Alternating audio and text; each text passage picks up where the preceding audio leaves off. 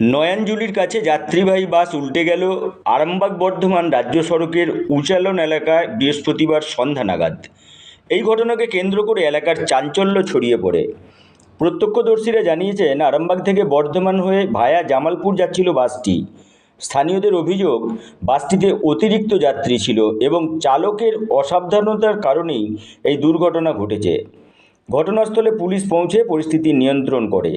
স্থানীয় সূত্রে জানা গিয়েছে, দুর্ঘটনায় কেউ হতাহত হয়নি। দুর্ঘটনার ফলে আরামবাগ বর্ধমান রোডে যান চলাচল কিছুক্ষণের জন্য ব্যাহত হয়ে পড়ে।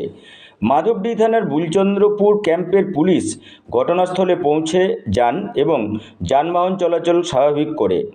স্থানীয়রা আরও জানিয়েছেন, এই রোডে প্রায় দুর্ঘটনা ঘটে। রোডের অবস্থা এই মুহূর্তে খুবই খারাপ এবং বাস চালকরাও যথেষ্ট সতর্ক থাকে না বর্ধমান আরামবাগ রাজ্য সড়কে। তারা দাবি করেছেন, এই ধরনের দুর্ঘটনা প্রতিরোধ করতে প্রশাসনের পক্ষ থেকে কঠোর ব্যবস্থা নেওয়া উচিত।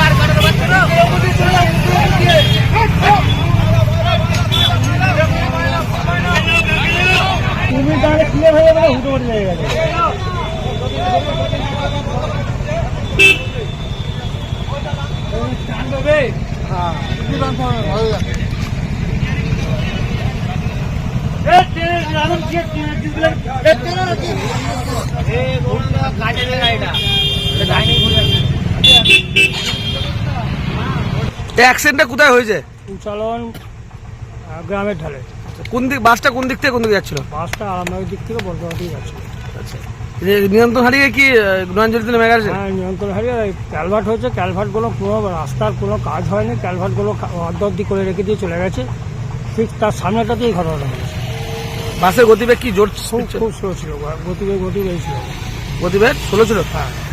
কি রেসারেসি ছিল? না, রেসারেই ছিল না। গাড়িটা সাইড করতে যেয়েই নেমে গেছে।